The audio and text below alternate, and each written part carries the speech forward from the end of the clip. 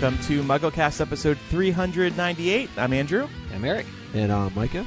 We are going to have some fun today by making some extremely early Fantastic Beasts 3 predictions, because we know absolutely nothing about the movie, so we thought it'd be fun, knowing so little, to predict what's actually going to happen in movie number 3.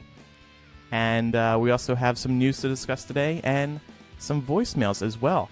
But first, we actually have an exciting announcement. So, for the past few months, we've been looking for a fourth host. Specifically, a girl. Because last time I checked, the three of us, we're all guys.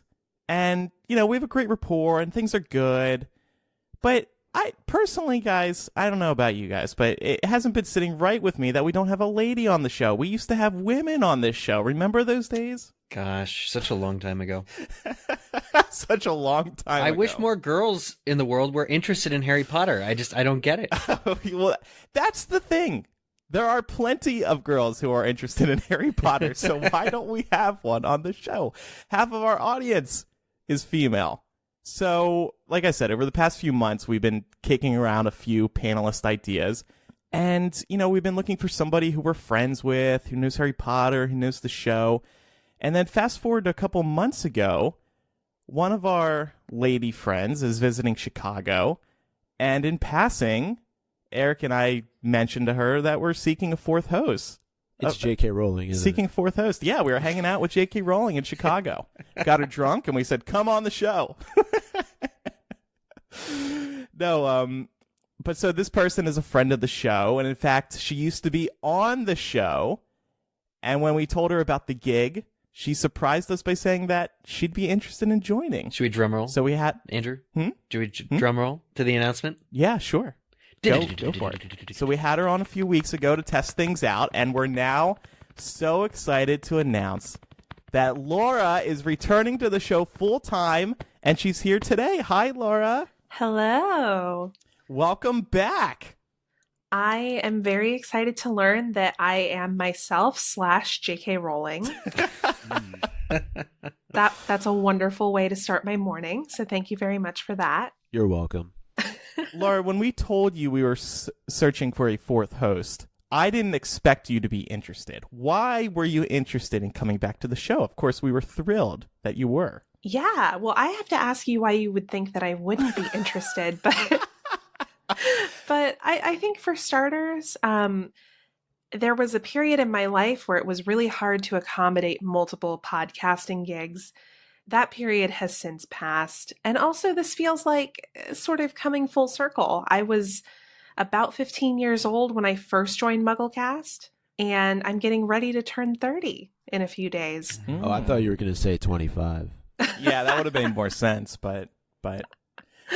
No, well, we're not that young.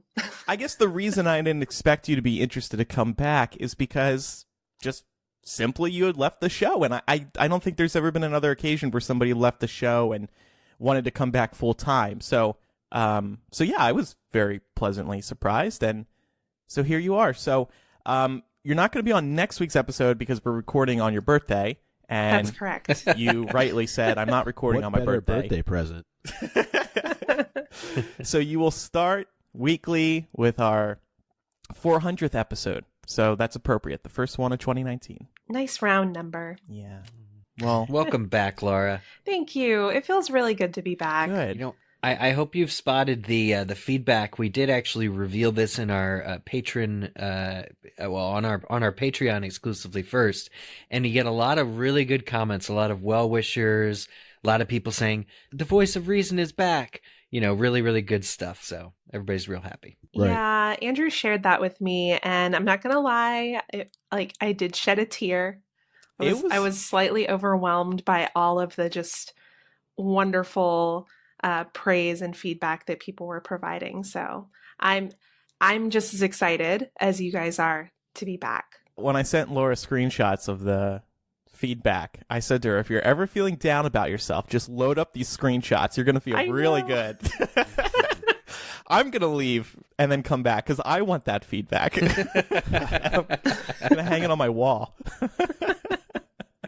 And the show just got a whole lot smarter, too. That's for sure. Well, you guys shouldn't sell yourself short. Are you saying we're stupid? We should. Laura is very intelligent, and that's one of the reasons I was so excited to hear that she wanted to come back. So, Laura, you haven't been on since Crimes of Grindelwald came out. What did you think of the movie? So I thought that it had pros and cons. I did not like Crimes of Grindelwald as much as I enjoyed the first Fantastic Beasts. I think most of its issues were rooted in the fact that there was simply too much going on. There were a lot of characters, a lot of storylines, and it was a lot to accommodate in one screenplay.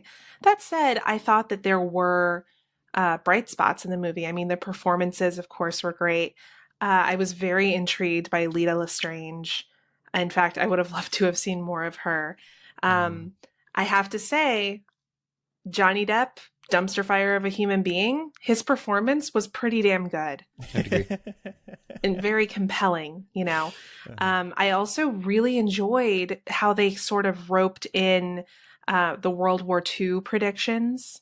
I thought that was really intriguing, especially given, you know, the time period in which we know this takes place and sort of the global nature of this story. It very much explains why we're taking this sort of trip around the planet during the Fantastic Beasts narrative. So I think that this movie is setting up the rest of the series for success. I think that even though it struggled at some points, there's probably a lot of really necessary information that we got in this movie that's going to make the rest of the story feel very complete. Yes. That makes sense? Yeah, I think I said something along those lines on a recent episode. It all feels like a lot, and it all feels overwhelming right now. But by the end of this, I think we're going to like this movie a lot more. It's going to feel very meaningful once all is said and done. The phrase that I usually use is too many plot lines with not enough context. I don't know if you agree with that. Yes, definitely. I thought especially some of the decisions that were made by characters were not given enough time to develop over the course of the movie. So it made certain things, like for instance, Queenie's big decision, feel kind of out of left field. Whereas I feel like if some additional context had been added surrounding her kind of conundrum about this struggle that she's having internally, it would have felt a bit more natural for her to make the choice that she did. But because there were so many characters and so much screen time devoted to all of these character storylines, it was hard to fit all of that in one movie. Yeah. All right. Well, all well said, and we will continue talking about Crimes of Grindelwald in a moment. We do have one little news item. A couple months ago, we spoke about this drama in San Francisco. Pun intended. But ching. There was a battle over Harry Potter and the Cursed Child and Dear Evan Hansen running in San Francisco. Well, now a judge has refused a request by one of the nation's largest theater owners to block San Francisco's production of the two shows. So they will be going on. And there's another interesting tidbit in this New York Times piece. Apparently the plan is for Cursed Child to run for 3 years starting next fall, although the run could be extended. So we needn't worry now. The second U.S. production of Cursed Child will be happening. I bet it's going to stay a lot longer than 3 years. It's probably going to do extremely well, and it's just going to stay there for probably like 10 years. Yeah, I think so. When you think about how people are very willing to travel in order to see these kinds of shows because tickets in cities other than New York and London are going to be much cheaper. Right. Plus, I'd go to San Francisco. I love San Francisco, so you kind of kill two birds with one stone there. You actually saw Hamilton in Chicago because it was cheaper than the New York production, right? Yeah, and it was cheaper than the Atlanta production, too. Are we talking about substantially cheaper? Yeah. What? Yeah. That's news to me. I was still expecting to pay about $420.56 for San Francisco. No, that's just what you paid for Cursed Child. Well, I think it'll also be cheaper on the resale market as well. Because my brother, he's a huge Hamilton dork, and he compares New York and Chicago tickets all the time because he can get to New York easily from New Jersey, and he could plan a trip to see Hamilton in Chicago by also visiting me. And he's always sending me screenshots of how much cheaper it is in Chicago on StubHub. So, yeah, I think the tickets will be more affordable. Man, I need to start talking to your brother so that we can dork out about Hamilton together. Oh, and Laura, we got to get you to Cursed Child, too, now that you're on the show full time. Yeah, I know. Figure that out. Figure that out.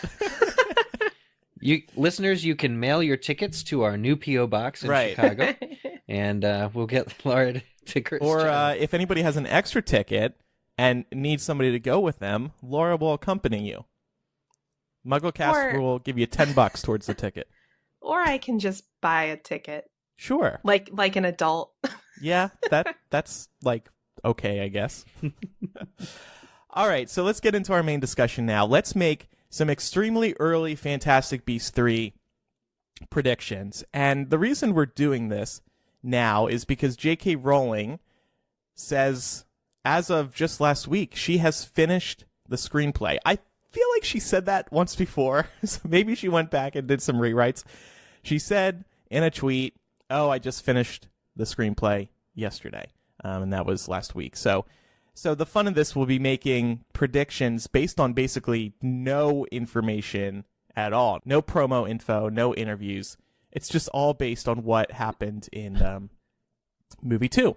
Yeah. So, Andrew, one question then is, 2 years from now, are we going to come back to this episode and see how well our predictions paid off? We should, because they're probably going to be really wrong, right? Well, I was just thinking, we just spent last episode, this is sort of an antidote for people who were worried or upset, but we just spent last episode talking about all the things that film 1 set up that movie 2 didn't answer. So now we get to have a little bit of fun with what movie 2 may or may not have set up. I think it's kind of fun thinking about, what's going to happen in the next movie just with no real info. There is one piece of solid info so far, and we'll start with that. J.K. Rowling has hinted that the movie is going to be set in Rio de Janeiro. Now, Eric, I think you want to point out that she also that there was a theory that the next one would be in Germany. And what was that theory again?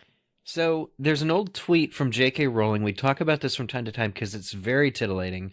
She posted it on the 13th of October, 2016. This is a full month before the very first Fantastic Beasts came out. Somebody named Callum Leslie at PCKL asked J.K. Rowling, please clarify how many movies, ? Fantastic Beasts Live. And J.K. Rowling's reply was first the number 5 with a period. Then she spelled out 5. Then she spelled out cinq, which is the French word for 5, C-I-N-Q. Then fünf, which is German, for 5. Then cinco, which is, I believe, correct me if I'm wrong, Laura, Spanish Portuguese. Yes, that is for correct. 5. And then cinque, which I think is something else. Italian. So people took that to mean that she may be hinting at the location of each Fantastic Beasts movie, since the second one was in French and we went to France. I think we can now officially throw out this theory. What? Because she's strongly hinting in these more recent tweets that the third movie is set in Rio de Janeiro. She updated her cover art with Rio de Janeiro, a photo from there. Yeah. She said, in a response to somebody who said Rio de Janeiro is waiting for Newt Scamander, she said Rio de Janeiro had better brace itself. And another tweet, she said, let's just say I really ought to be able to spell Rio de Janeiro properly, given how many times I've written / typed it in the last few months. Yeah. Strong hints. Mm-hmm. But the question is, why is the film based there? There's no connection, right? Well, why was Grindelwald set in Paris? It just happened to be where he needed to go for whatever he was doing with Lestrange or where Credence was. I don't see any reason why there shouldn't be, some kind of weird plot point hidden in Brazil. Or maybe it's a film that'll star only the good side of characters, and we'll get maybe Dumbledore needs to, I don't know, get more resistance fighters or a weapon from. And they're all down there. Yeah. Why not? You know, given how closely tied this story is to actual history, particularly World War II history, I wonder if there's some kind of link going on between Austria, Germany, and Brazil. And we might see both in this movie because historically, a lot of Nazis fled to South America post-World War II.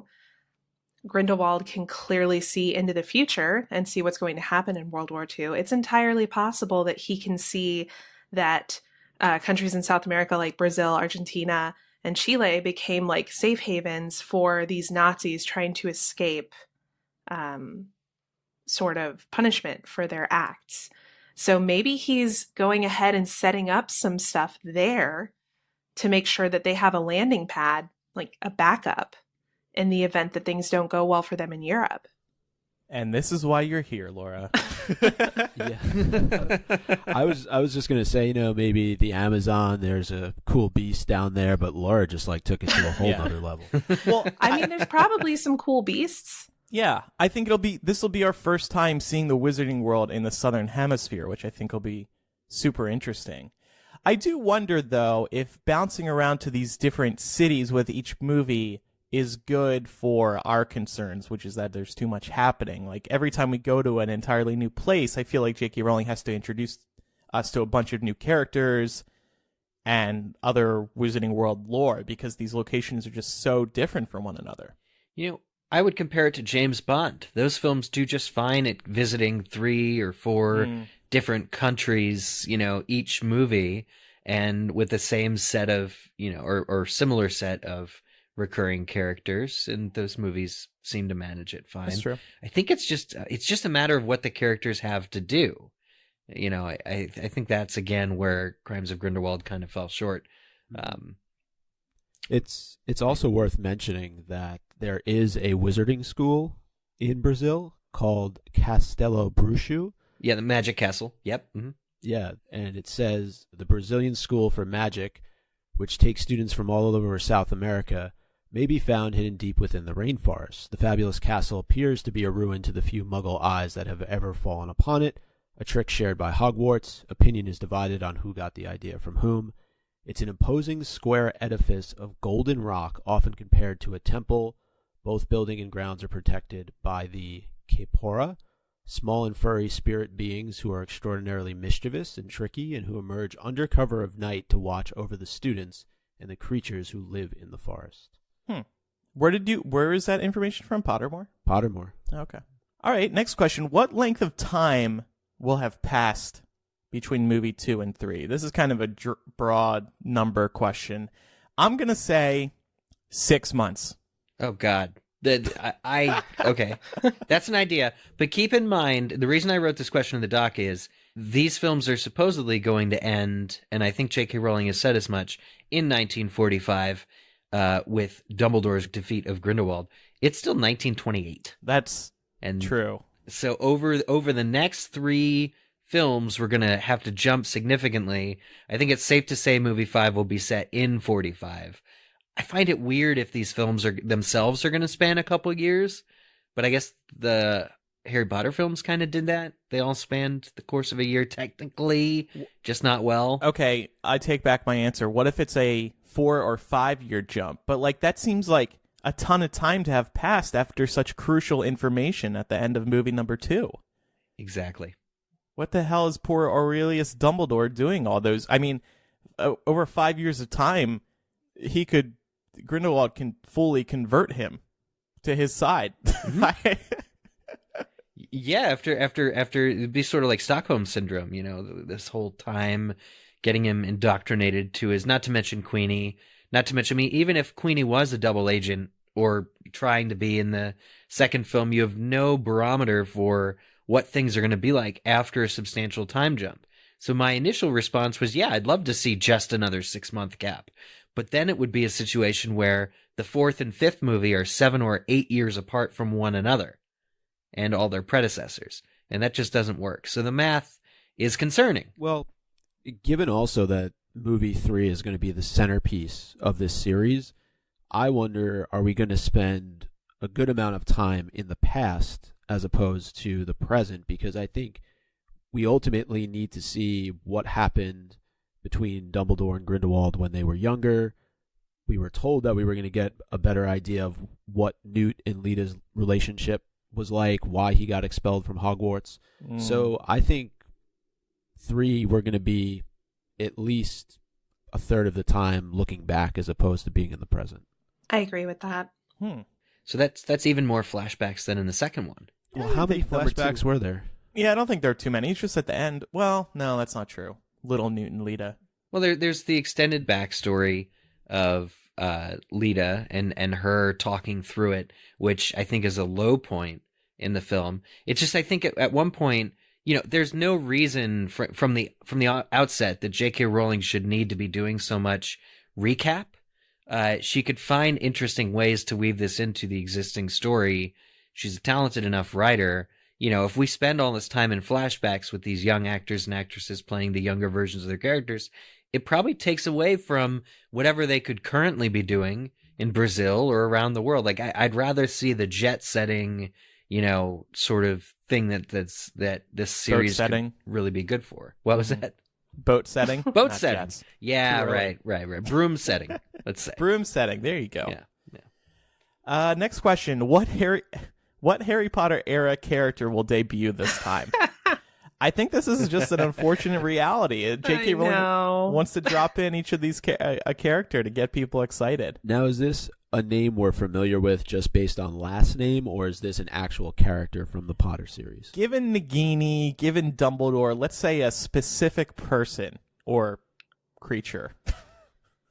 There's no way that we don't at least hear Tom Riddle's name at some point. Mm-hmm. I like it. I'm going to say Godric Gryffindor, and I'm going to say we are going to learn that the Zouwu is a direct descendant of Godric Gryffindor. Oh. Interesting.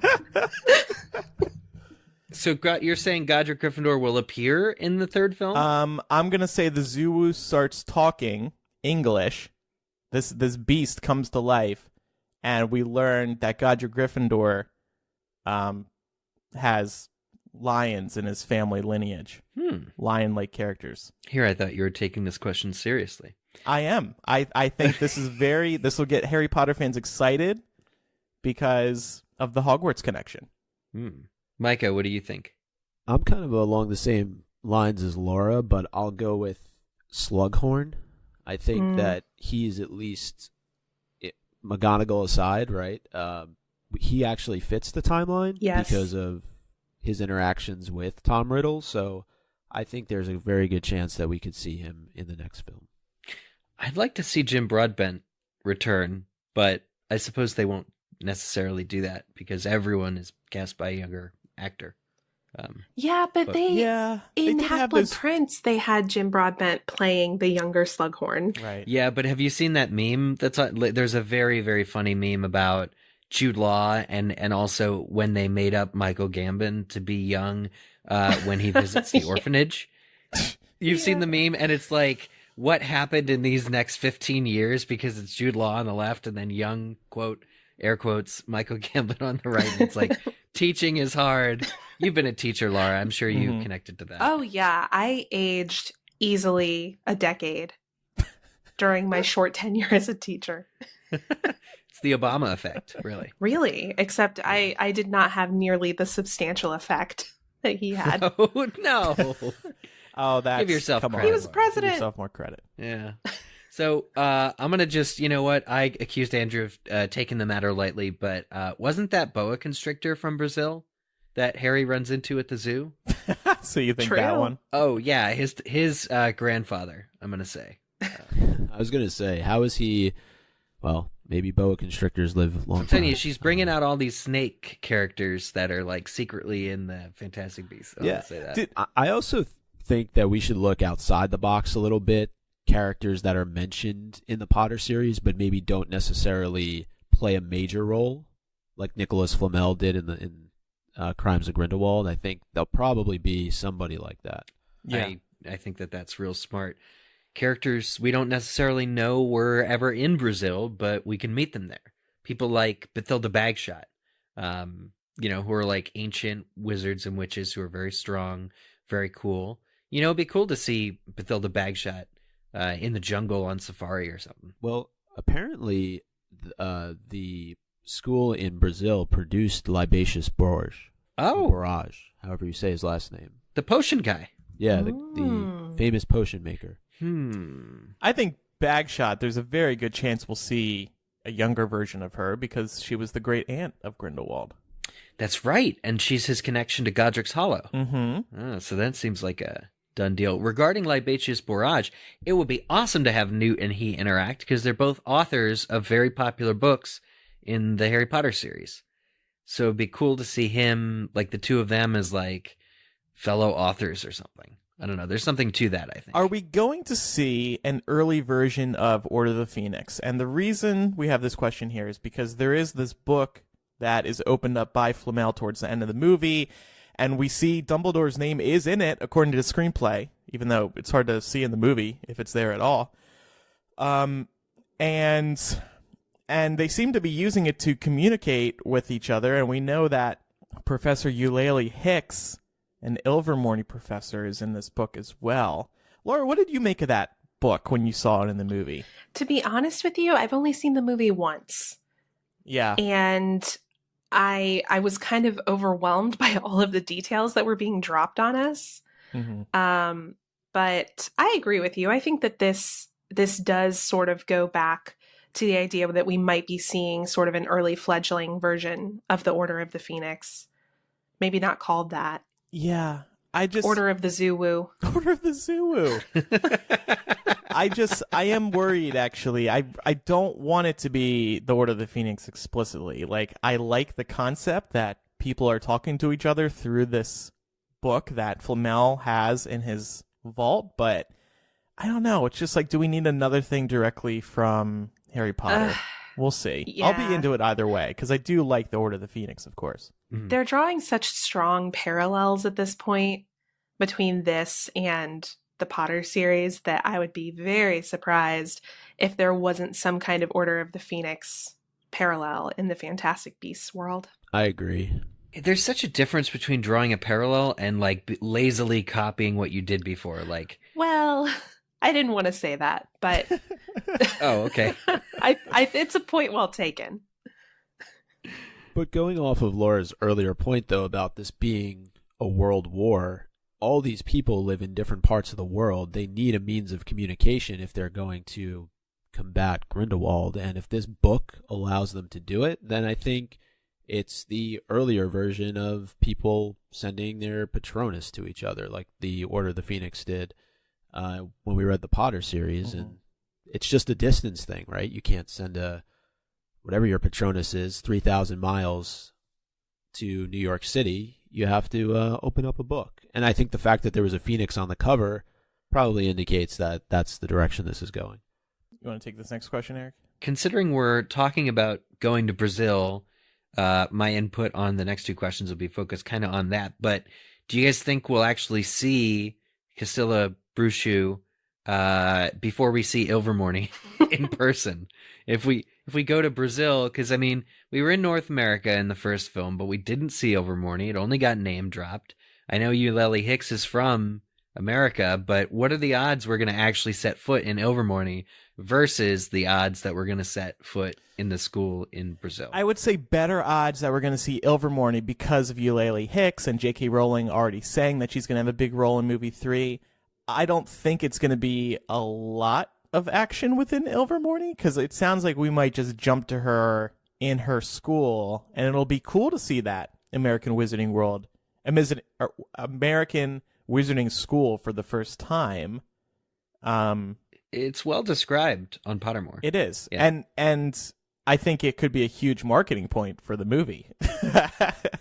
I mean, they tried to really push, hey, you're gonna be able to return to Hogwarts in Fantastic Beasts 2. The jury's still kind of out on if that was a good strategy or not, or if they maybe should have pushed that harder. But I think they should be promoting that we're going to be going to the American Wizarding School. Anyway, yes, I think we are going to see it a little bit, and that school actually seems to have a purpose in this second movie, whereas for what we know right now, this other school there's really no reason we should be there that we know of. And taking it back to the main four characters, Tina and Queenie both grew up and went to Ilvermorny. So I think we still should see Ilvermorny at some point, for their character arcs. It'd be nice to see them return to their school the way Newt gets to in Crimes of Grindelwald.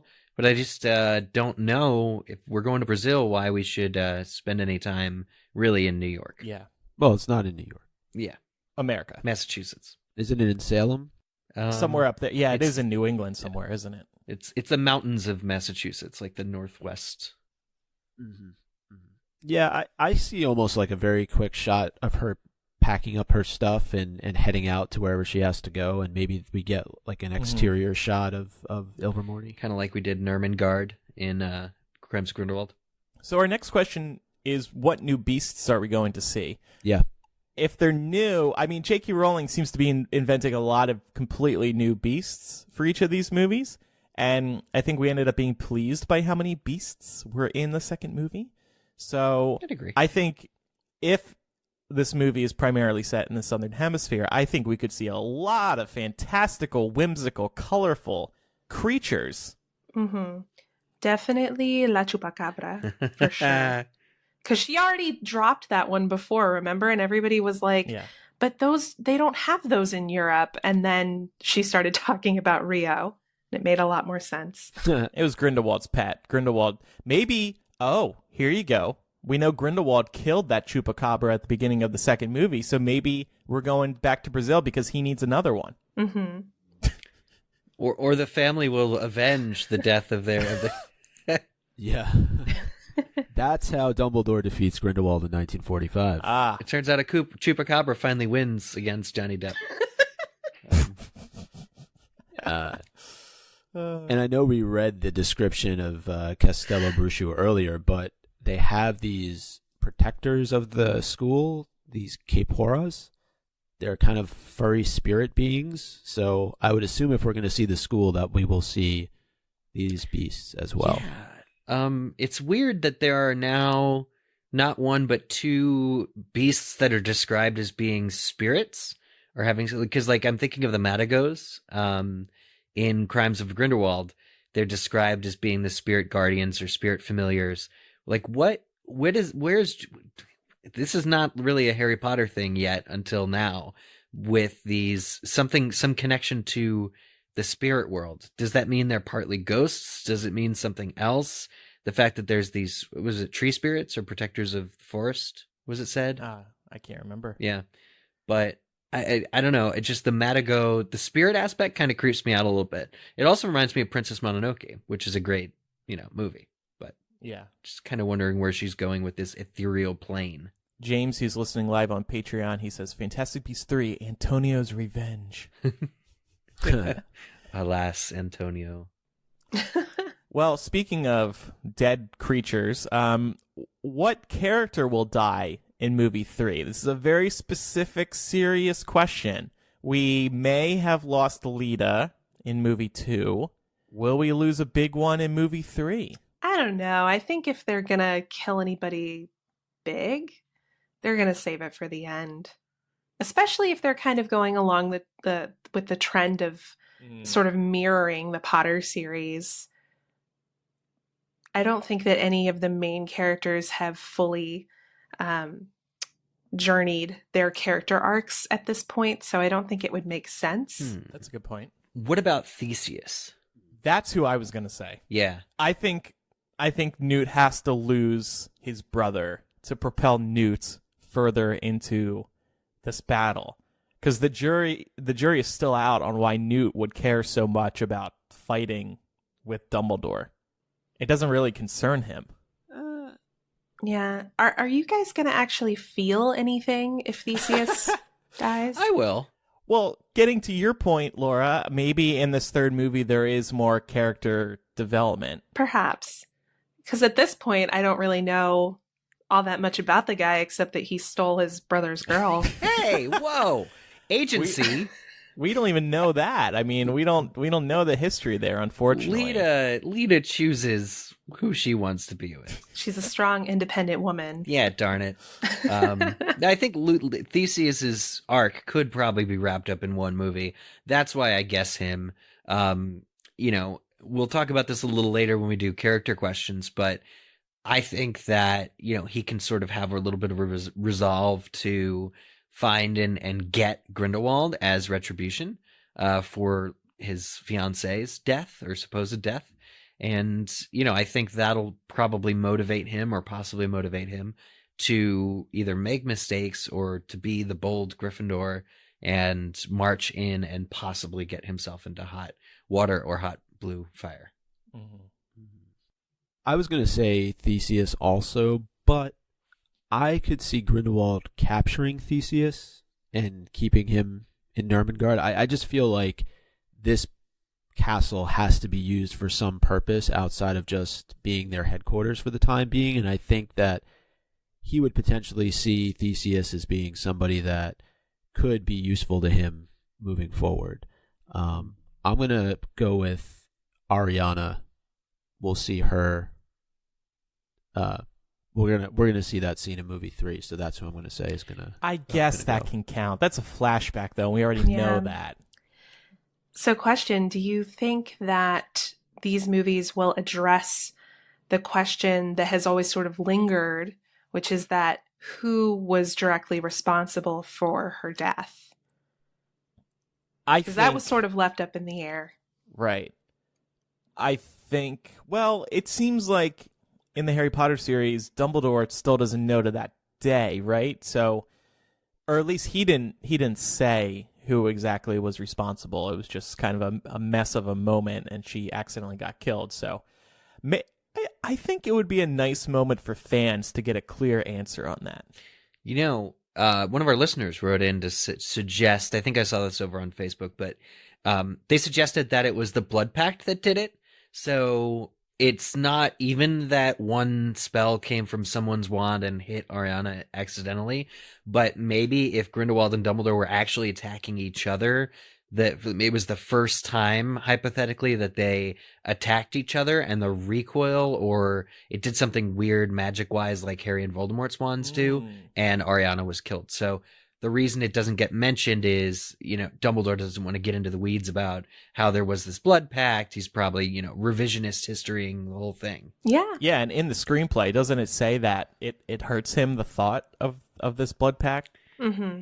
So I think he has a lot of regret over that blood pact. Well, if I have to pick somebody, I'll go with Abernathy. That's a good one. I hate that guy. But will he have lines before he dies? No, and he doesn't deserve them. It's a missed opportunity to showcase how somebody on the inside is unwittingly how somebody who is a little lower on the totem pole is promised power and greatness and rises. Mm-hmm. J.K. Rowling's missing a perfectly good opportunity by making Abernathy some kind of weird scapegoat, or I don't know, silent. He's kind of like Pettigrew. Yeah, but I mean, there's something with Pettigrew too, where if she had just told the story from his side of his perspective, maybe we'd be a little bit more sympathetic. I don't know. Mm-hmm. God, did I even guess? What was my guess? I'm already forgetting who I said. Theseus, that's right. Eric and I are in agreement. Yeah, I think we all kind of came to the conclusion that Theseus is a goner. All right, you want to put your money down on him too? I'm Team Theseus.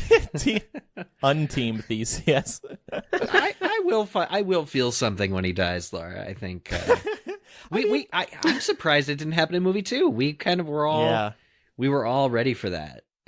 Newt's still losing a brother, so that's sad. Yeah. All right, well, and final one before we get into specific character questions. What will the opening scene be? We were talking about the time jump earlier. I'm going to say, given the big Aurelius reveal at the end of the second movie, that the opening shot is going to be Credence looking out of Grindelwald's windows, staring at the mountain he just blew up. I know who I am now. I will rise. I will win. I like it. I am. I don't think the film series is going to slow down with throwing plot points and events at us in an effort to tie this grandiose story that should be 8 or 9 movies into 5. So I suggest that there will be a little bit of a time jump between movies 2 and 3, probably 5 years. And that in order to tie things up a little, the film will open with a wedding. And I wrote it was a wedding between Bunty and the assistant from Jacob's Bakery, the guy who he leaves in charge at the end of movie 1 or who is in the back stockroom. So I think those two are going to marry because it's Jacob's assistant and Newt's assistant. And then Jacob and Newt are going to be there at the wedding and it'll open with them. They were a strong point in movie 2, so I'd like to see them more. This mystical bakery assistant, though, who we never even saw, who you're just like pretending exists. I mean, we don't know that they're there. He's in the film. He's in the first movie. I'll get you a screenshot. Okay. It would at least tie up Bunty's storyline. Tie it up, What was the point of that? You know, I know, like, I left the movie, I was like, who the hell is Bunty? Poor Bunty. She was so excited to be a film star.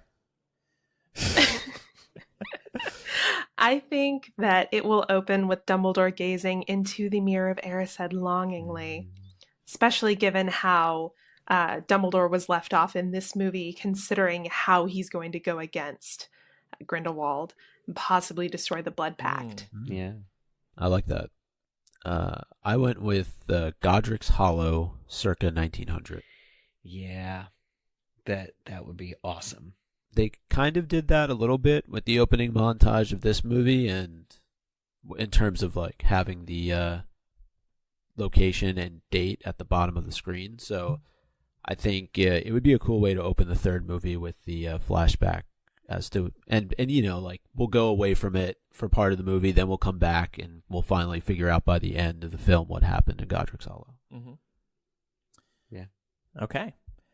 Well, we are going to dive into more extremely early Fantastic Beasts 3 predictions in just a moment. But first, we have a new sponsor this week. They are a new podcast from Wondery.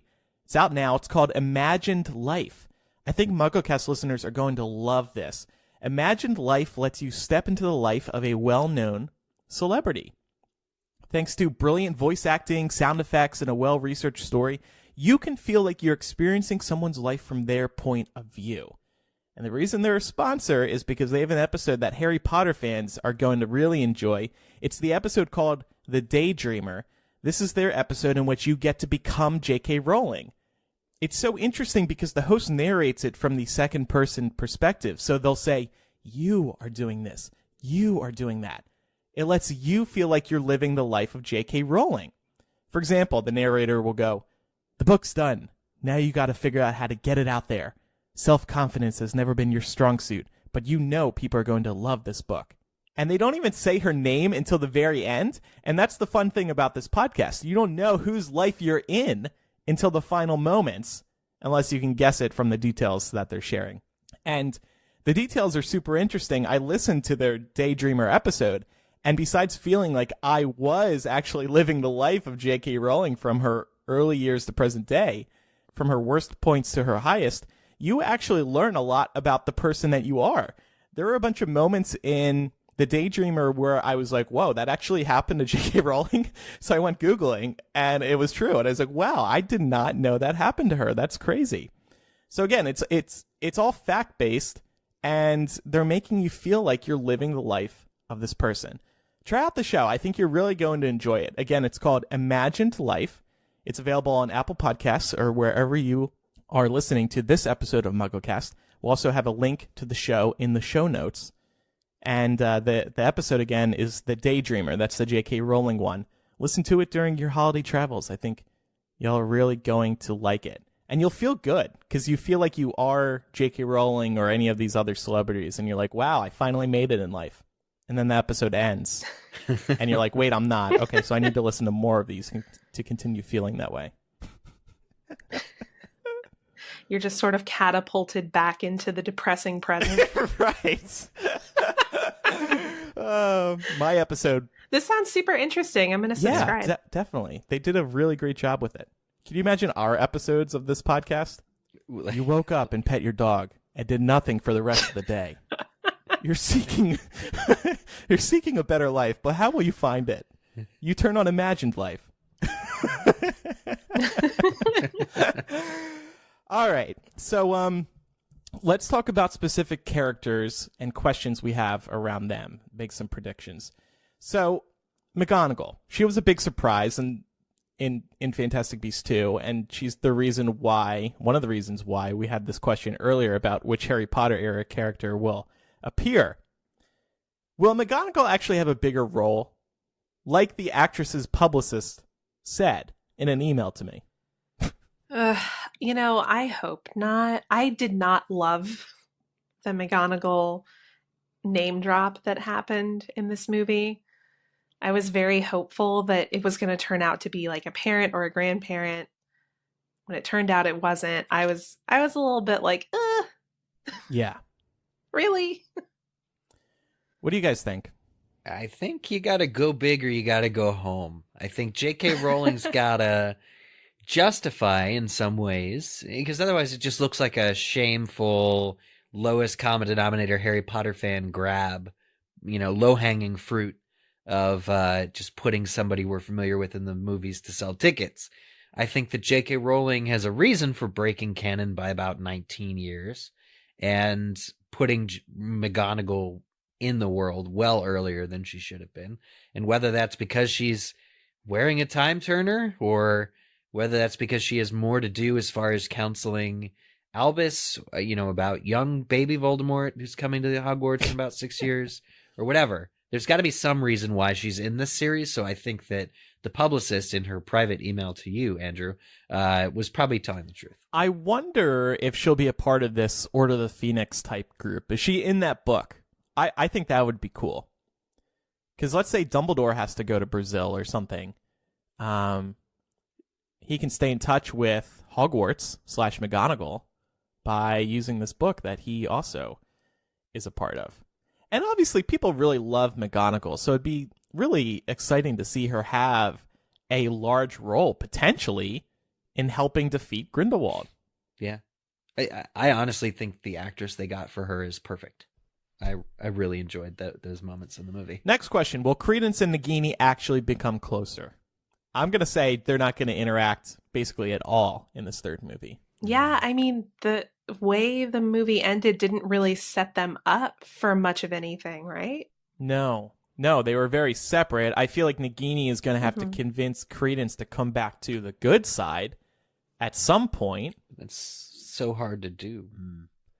I can see a very tragic story coming here. Maybe Grindelwald is responsible for her ultimately transitioning, or her longing for Credence inevitably makes her become the Maledictus permanently. Yeah. Or she trades herself to save Credence. Oh. Ooh. I like that idea. I wonder how it could become true. Because she's already got the blood curse, so like what's happening to finally push her permanently into a snake? Well, that's happening without any outside interference. But do you mean, Laura, that she's trading herself for Credence? Yes. Like to Grindelwald? Because an Obscurus is far more valuable than a Maledictus. Well, maybe it's not necessarily Grindelwald. Who knows who they might meet in this next movie? Oh, gosh. But maybe, I don't know. I feel like I'm seeing some sort of sacrifice. Not necessarily death, but Nagini's whole trajectory is set up to be incredibly tragic. Yeah, as we all know. Yeah. So I think she's going to be the fall girl for something. One of the things, I think it may have ended up being a deleted scene because we never got to see it in the movies, but we saw it in the trailers, was Nagini and Credence up on a rooftop, and it looked like he was trying to channel his Obscurus, and they looked to be having a conversation, and I always was of the mind that he was trying to teach her how to control this thing that was within her, right? Because they're very much in similar situations with where they have these things within them that they have trouble controlling. So I almost thought like he could have been the way for her to finally figure out how not to transform into a snake unwillingly. Oh, interesting. Yeah, I like that. Yeah, I agree. It's sort of like a guided meditation of keeping the animal, the beast within, at bay, was totally where I was thinking that was going, to Micah's point. What will Jacob be up to besides officiating Bunty and Jacob Assistant's wedding?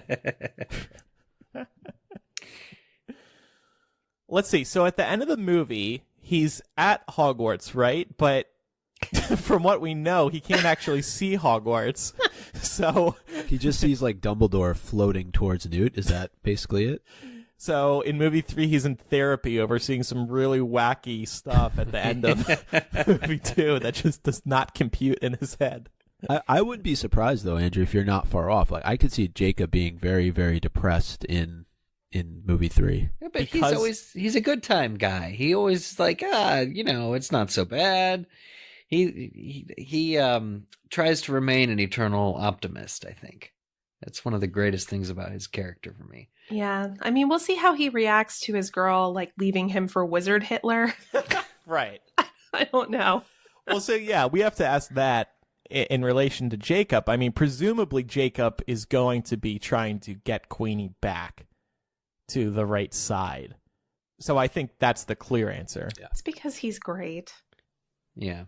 But he's so limited by not having magic.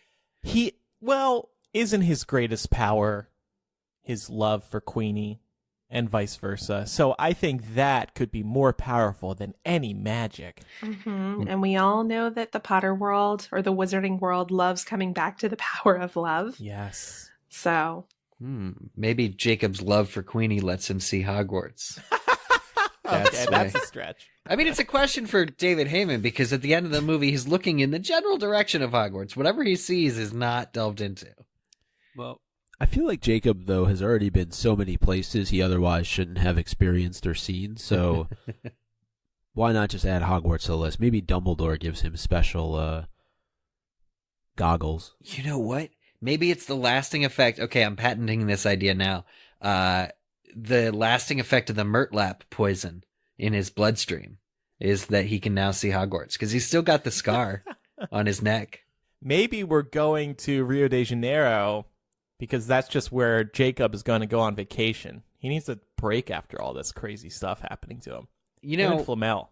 Yeah, I agree. I would ask what you guys think about the tone of this movie because movie 2 was very dark, very serious, very gearing up for war. Are we ever going to get, in your opinion, a relaxing, feel-good kind of slower-paced movie, or is it all just going to be war and death? War, death, sadness, and baked goods. No, I think the third film may be a little bit more upbeat. Yeah. Is that good, though? Because, something we like to joke about, whether it's this movie or it's like the Walking Dead TV series or anything else, all these franchises love to talk about how it gets darker. Oh, it's the darkest one yet. Oh, this film? So dark. Can they possibly be like, oh, this one's bright and happy, go see it? Yeah. Because I mean, like, Walking Dead is too dark to see. Like, the Negan stuff, I'm just like, why do we want to plumb the depths of human beings being awful to each other, as awful as you possibly could be? Like, I absolutely want to see, I still want another, like, Chris Columbus Harry Potter film. I'm missing it. I'm sorry, that's what this world needs, I think. And to be able to take a breather and relax a little bit in between, what's sure to be 2 movies of fighting Grindelwald Wizard Hitler, we could use a little light step. What will Queenie be revealed to have been a double agent in this movie? One theory is that is what she is up to, but I'm not convinced that she's a double agent at this point. She seems to be under some spell. Yeah, I think eventually she's going to turn double agent, but if this was her plan from the beginning, there's no way in hell she would have brought Jacob with her to that meeting. Yeah. She wouldn't have wanted to put him in the middle of that. Yeah, that's a good point. If she cares about him at all, but she might not. I know. She was trying to, like, love spell him into marrying her. It doesn't make sense. No. Yeah, I mean, speaking of tragic, I think she's ultimately going to die for him. I think that she'll be the one of the 4 that ends up not making it through the series. See, between her and Jacob, I would say Jacob is the one who's going to die, since he's the Muggle, and it would be this tragic story of this Muggle getting involved in the Wizarding World and eventually losing his life. Yeah, but I feel like that's too easy, especially because he doesn't have the ability really to defend himself. Oh, Newt gave him a pretty nice helmet. That's worked out well so far. Yeah, so he didn't get banged by an Arumpet. The helmet wouldn't have stopped that. And I mean, also, he's a fan favorite, so there's the potential to really tug on people's heartstrings there, so it could be a really big moment. Yeah. Didn't she say that Anthony Goldstein, the Hogwarts student, is distantly related to Tina? No, she really did. I think I'm pretty sure she did, yeah. Oh, wow. Okay. Yeah, so but it's unclear if that could be a Scamander kid. You know, it doesn't necessarily have to come from Queenie. It might be one of their cousins or something. Right. Well, and also you bring up their last names. We are heading towards World War II, and Goldstein is a Jewish last name. I wonder if that's going to play into the series at all.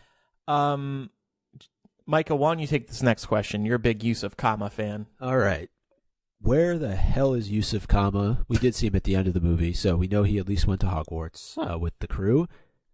But I guess, what kind of a role is he going to play moving forward? And does his Unbreakable Vow still apply? This is a big question coming off of the last film, because if baby Corvus Jr. died in the middle of the Atlantic Ocean, why is this man still beholden to an Unbreakable Vow? I am so confused by the use of Kama, Lestrange, Corvus stuff that I cannot provide an answer. Other than that. Yeah. I think he, first and foremost, needs to see an ophthalmologist after what he went through in this last movie. Yes. There is no way that was healthy for his eyes. Well, this raises a question, though, Laura. I know you were talking about what you thought of the movie, but what about the end of the movie? Do you believe that Credence is in fact a Dumbledore, or do you just think we were being throwing misdirection left, right, and center? I feel like they are setting it up for him to actually be a Dumbledore, which I don't love. Because it definitely feels sort of out of left field, and I think that's one of the issues that this series is going to come up against, is that it has a very dedicated fan base of people who are used to being able to walk into a movie and have like all of this background and source material to support what happens in the movie and to understand and interpret what happens in the movie. In this case, we don't really have that. I mean, apart from the script books, but that's a bit different. It's a totally different medium. So something that I've been arguing, though, is that J.K. Rowling needs to genuinely surprise fans in this franchise. We can't know everything. But did you feel like that was a surprise, though? Yeah, nobody predicted. Well, yeah, nobody predicted it, but it wasn't like... it just didn't give you that... At least me, it didn't give me that feeling of like, wow, like, she really got us. It was more just like, what the... Huh. I think my thing was, it didn't...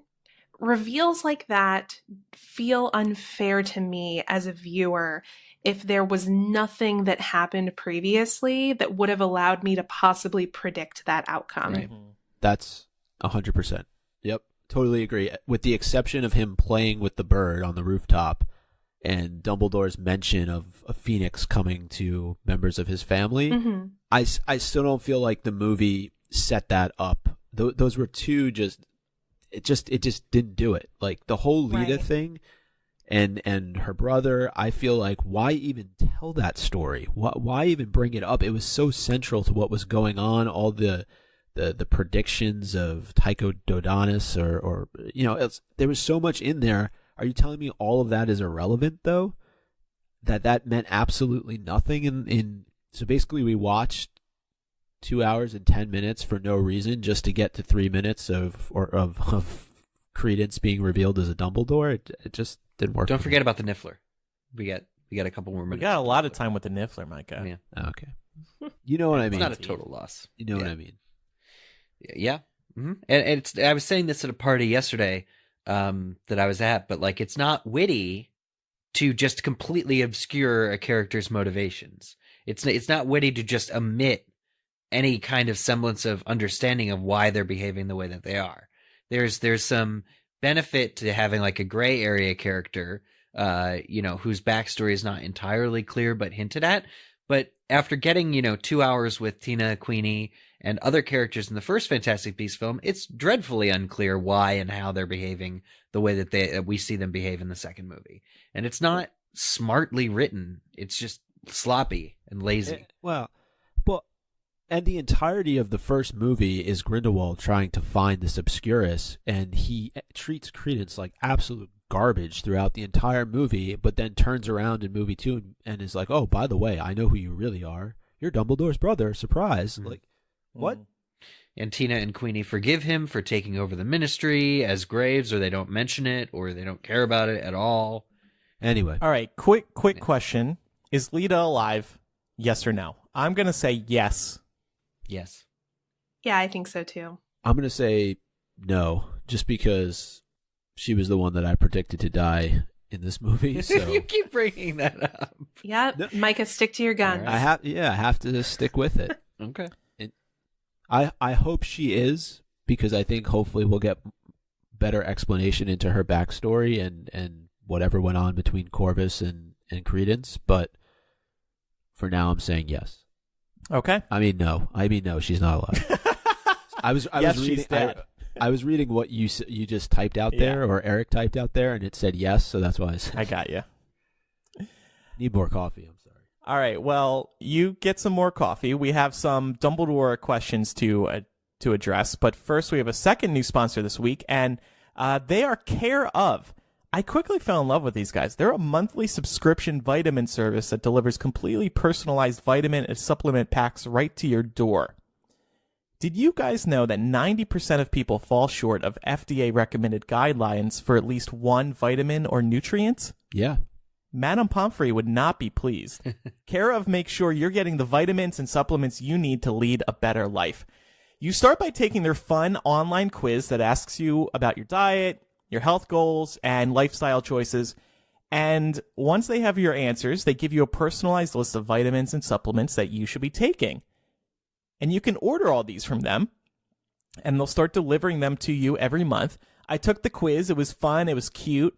And they presented me with 6 vitamins they think I need to be taking. And Care of provides all the research that supports each of the recommendations, and it's all backed by scientific advisory boards, so you can trust the recommendations that they're giving you. So I signed up, I subscribed, and here's what's so cool. Your vitamins get delivered right to your door in personalized, easy-to-remember daily packs. You just pull a pack out of the box every day. It's got your name, and it's got a fun factor challenge for your daily amusement printed right on the pack. Like there was a challenge on one this week that asked me to text a friend an emoji that I've never used before. It's just goofy stuff like that makes me enjoy grabbing one of these pill packs. And now every day I'm taking 6 pills that'll do things like improve my energy, give me fish oils, give me that precious vitamin D, because they learned from my quiz that I don't get outside much. These are all things that Care of decided I needed after I told them about my lifestyle. I'm really enjoying it, and as someone who works out and already tries to eat healthy, I love knowing that my workouts and diet are now being complemented with the nutrients that I've been missing.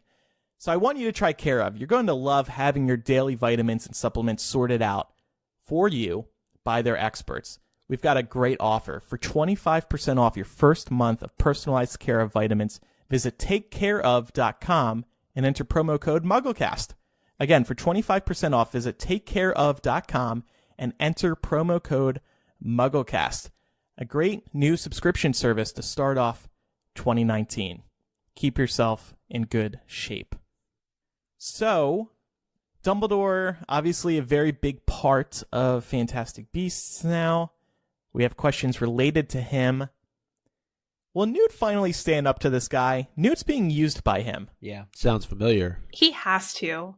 Just for the sake of his character development, he has to. Yeah. Yeah, he can't keep getting stepped on like a salamander. He's got to stand up. There should finally be a moment in this series where somebody just smacks around Dumbledore. Like, has that ever happened before? I don't think so. And Harry never could because he died before he could do it. Yeah. Yeah, I think ultimately there will be a question of, are you just toying with me or do you actually respect me as a person? Because Dumbledore can walk the walk and talk the talk of actually caring about Newt, but at the end of the day, he's using him like a pawn and isn't necessarily that secretive about doing so. And I think Dumbledore's in for a reality check of, if you really want these friendships, if you want us to trust you, you got to lay it out. You got to lay yourself on the line a little bit more than you do and come clean. Mm-hmm. It's interesting, though, now that we know who each have chosen to kind of do their bidding, right? Mm-hmm. So Dumbledore has chosen Newt. Grindelwald has seemingly chosen Credence because we know that they can't move against each other. So will the two of them ever come face to face and have to battle it out? And how would Newt fare against an Obscurus? Well, and speaking of that, that leads into our next question. Will Dumbledore destroy the Blood Pact? And now this is one of the reasons why I don't think there can be a big time jump, because at the end of Crimes of Grindelwald, there's this scene where Newt says, "Can you destroy this?" And Dumbledore says, "Maybe," right? So it'd be really weird for them to jump a few years ahead and be like, "Oh yeah, that Blood Pact, it was destroyed a year ago." Unless Dumbledore, it takes years for Dumbledore to destroy this. But that seems a little strange. I mean, that's kind of what I was thinking, is that perhaps it will be destroyed at the end of the third movie. So much of the narrative of the third movie will be about searching for solutions that will allow them to destroy it, which could explain why they're going to South America. Oh, okay. That's a good point. Yeah, my question would be, what's the consequence, though, to the person who ultimately destroys the Blood Pact? Right. Or is there another person or entity that could destroy it? Does it have to be Dumbledore or Grindelwald, or is there a beast that can destroy it? Is there somebody who was present when the Blood Pact was made outside of the two of them? Kind of similar to the Unbreakable Vow, like when Bellatrix kind of performed the ceremony between Snape and Narcissa. Was there somebody there? Was it Aberforth? Was it somebody else? Aberforth. Was it his goat? He and his goat. I definitely think that Dumbledore is going to require some assistance in the actual destruction of the Blood Pact. If for no other reason, then Grindelwald is his weak spot. Yeah. I don't think that on his own, he's going to have enough motivation to do that. There's got to be some other impetus there pushing him to that point. Agreed. When we talked about it, I think during the first episode recap, we were like, well, he says maybe he'll be able to destroy it, but we all think he's capable. It's just whether or not he wants to. Mm-hmm. Yeah. Well, and all he's got to do is go down to the Chamber of Secrets and get a basilisk venom fang, and from the the living, breathing basilisk, and that'll blow it up. Oh yeah, back to Hogwarts, or maybe there's a Chamber of Secrets equivalent at Ilvermorny. Eulalie, hook me up. Oh yeah, well the chamber itself will be opened before the end of this series. Ooh. Will we get a Dumbledore Grindelwald confrontation? No, not in movie 3. No. Be nice if they saw each other in passing, maybe. Like looked each other up and down once or twice, like that meme. They just look at each other, and Grindelwald's just like, "How you doing? Miss you." Will Dumbledore open up about his relationship with Grindelwald to, say, Newt? I think so. Yeah, I think he has to. Yeah, I think it's time. I mean, he more or less did in front of members of the Ministry, though I don't think they were very quick on the uptake there when he said we were more than brothers. But I think that, he's going to have to give Newt a little bit more information here. Mm-hmm. How about Ariana Dumbledore? Will that name be muttered? We still haven't heard it yet, and we feel like she's going to play a big role in some regard. Yeah, I mean, if we're talking about references from the original series that actually belong, this is one of them. Yeah. Yeah, I just wonder if it's in this next movie that we're going to be getting this. I mean, we're halfway through at that point. They kind of gotta. Yeah, that's true. Yeah, it's kind of a light way of saying, somebody pointed out to us that we still don't know that she was an obscurial, or had an obscurus. Canonically, we don't know that. The signs all point to it. Book 7 reads like it. But the concept of obscurials and obscuruses was one that was firmly introduced in Fantastic Beasts first. Mm-hmm. So this slow reveal that Ariana was one, will be interesting, but they do kind of have to get about getting to it if it's going to happen.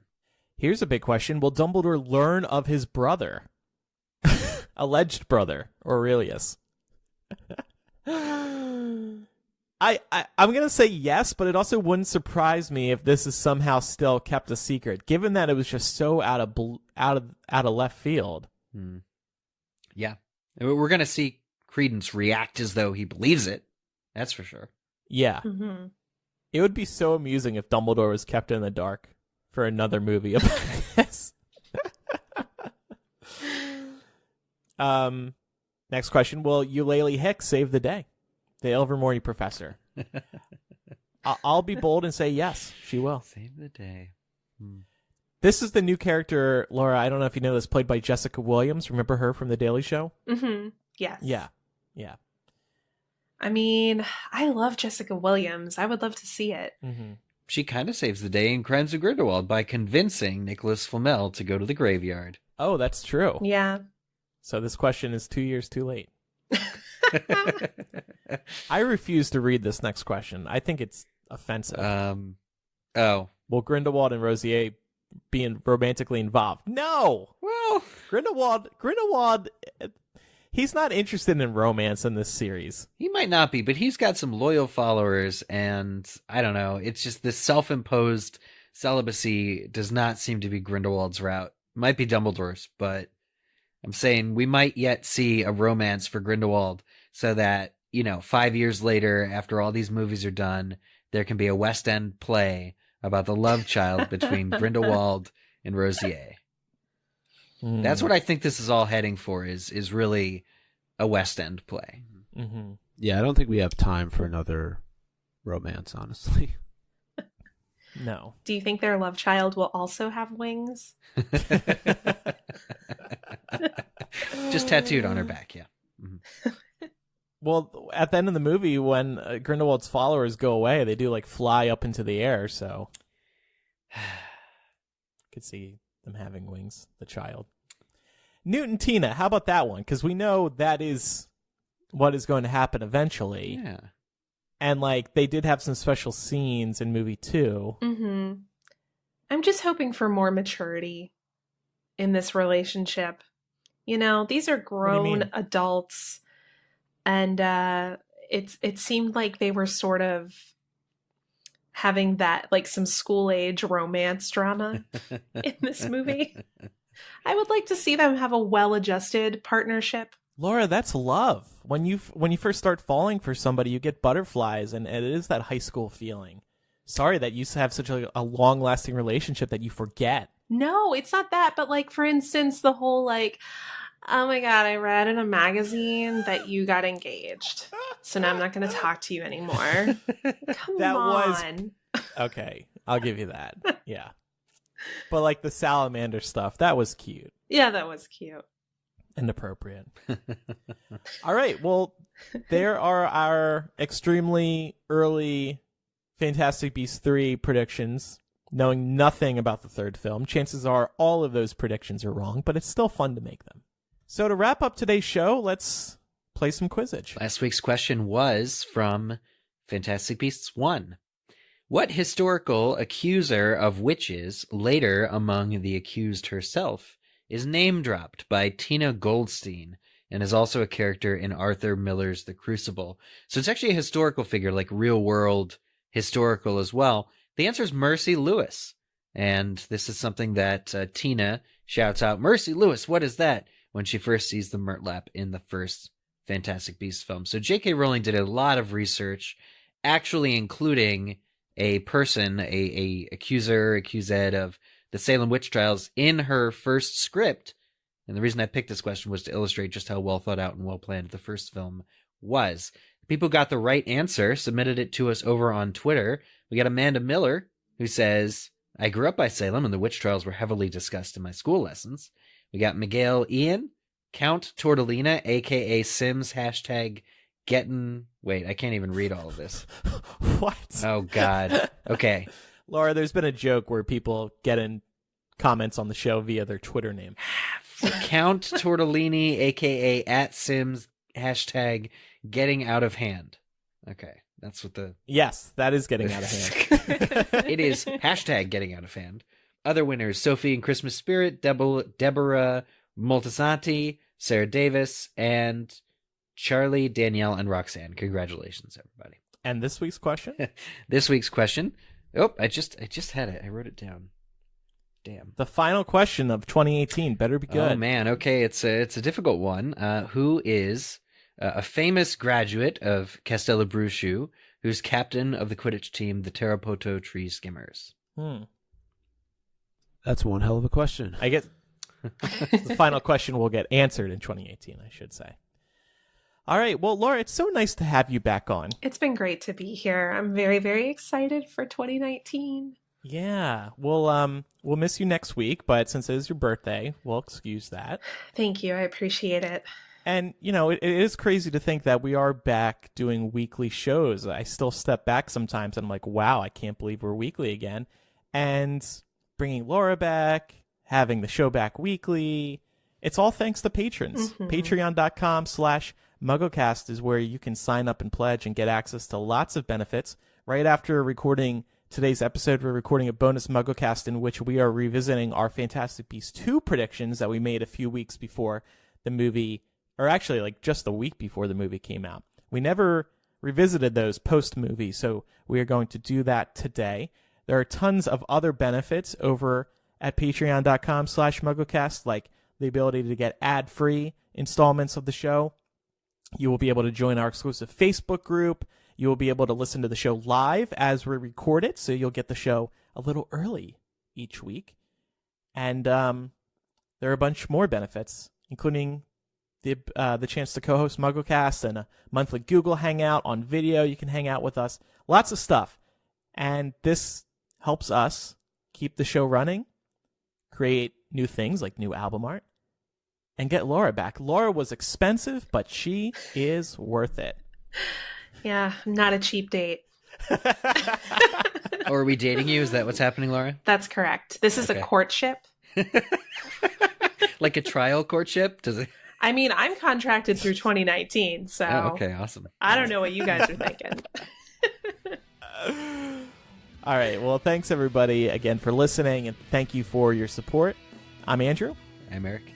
Micah. And I'm Laura. See everybody next time. Goodbye. Bye. Bye.